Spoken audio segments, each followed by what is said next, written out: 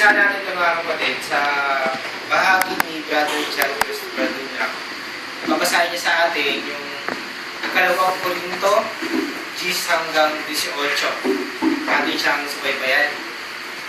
Ngayon ako mismo, si Pablo, ay namamanhik sa inyo ayon si sa Pablo, ay namamanhik sa inyo ayon sa kinakunan at kailan ng Kristo.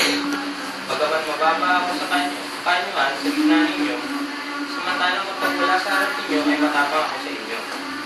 Tunay nga sinasamo ko na kapag naririyan ako, ay huwag sana akong gumamit ng katapangan taglay. Ang pagtitiwalang yun ay inaasahan kong gamitin upang makagawa ng may tapang ng mga hakbangan laban sa ilan na tumataya sa amin na parang lumalakad kami ayon sa kung ano kami sa laman. Sapagkat pagaman lumalakad kami sa laman, hindi kami nakikipagdigma ayon sa kung ano kami sa laman. Sapagkat ang mga sandatan ng aming pakikidigma ay hindi makalaman, kundi makapangyarihan sa pamamagitan ng Diyos para sa pagtitiwarik ng mga bagay na matibay ang pagkakatatag. Sapagkat tinitiwarik namin ang mga pangatiran at bawat matayog na bagay ay pinangon laban sa kaalaman sa Diyos. At tinadala namin sa pagkabihag ang bawat kaisipan upang gawin itong masunurin sa Kristo. At inihahanda namin ang aming sarili na maglapat ng kaparusahan para sa bawat pagsuway. Sa sandaling ang inyong sariling pagkamasunurin ay tubusang maganap. Tinitingnan ninyo ang mga bagay ayon sa kanilang panlabas na anyo.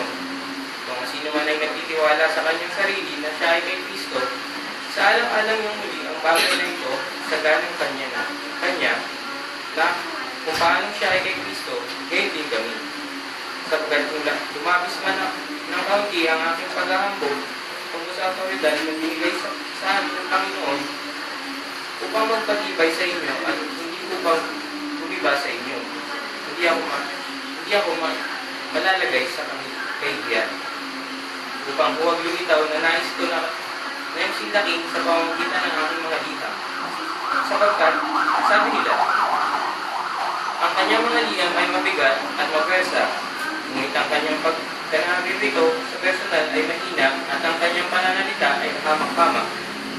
Sa alang-alang ito ng gayong tao, na kung ano kami sa aming salita sa pamamagitan ng mga liham kapag wala riyan, hindi kayo din kami sa gawa kapag naririyan. Sapagkat hindi kami nangangahas na ipuri ang aming sarili kasama ng ilan o ihambing ang aming sarili sa ilan na nagre-rekomenda ng kanilang sarili.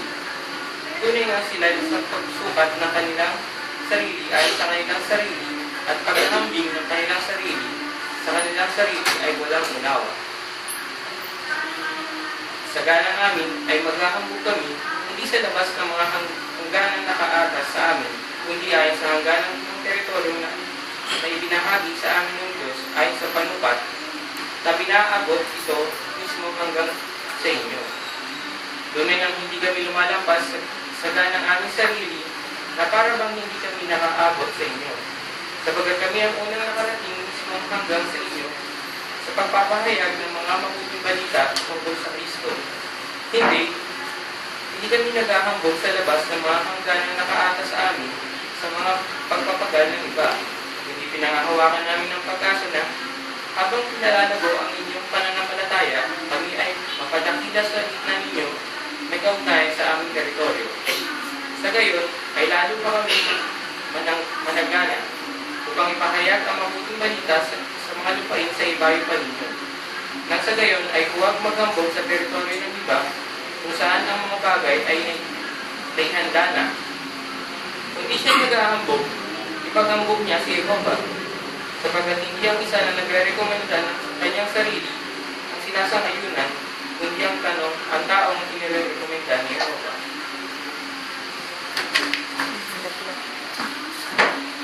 Maraming salamat Brother John Christopher Dunya sa nagsisikap ng pananamit kahapon. John Christopher kanina, mapapansin namin yung ganda ng bibig niya. Hindi siya nakakakinyan, siguro doon. May stage siya, isa magandang katangian na nagbabasa, lalo na kapag nasa stage tayo, mag-street body tayo. Pero, sinubaybayan natin si John Christopher Dunya mga kapatid, dun sa kalidad number 7. Kung ganun ninyo ang inyong mga video, pwede nyo itong tingnan doon sa page 105. Yung kalidad number 7, meron itong temang naidiin ang pangunahing mga ideya. Liting ko, no? Sa kalidad number 7, tingnan natin si John Christopher Tulak doon sa naidiin ang pangunahing mga ideya. Ano ba ibig sabihin ng naidiin ang pangunahing ideya? Sa ating mga kahon, dito sa ating aklat, pero tatlong kahon dito. Una, yung anong kailangan mong gawin. Sabi ng anong kailangan mong gawin na unang kahon. Kapag nagbabasa ng malakas, kailangan lagyan ng pantanging pagdiriin yung mga pangunahing ideya nasa kabuuan ng binabasa ng material.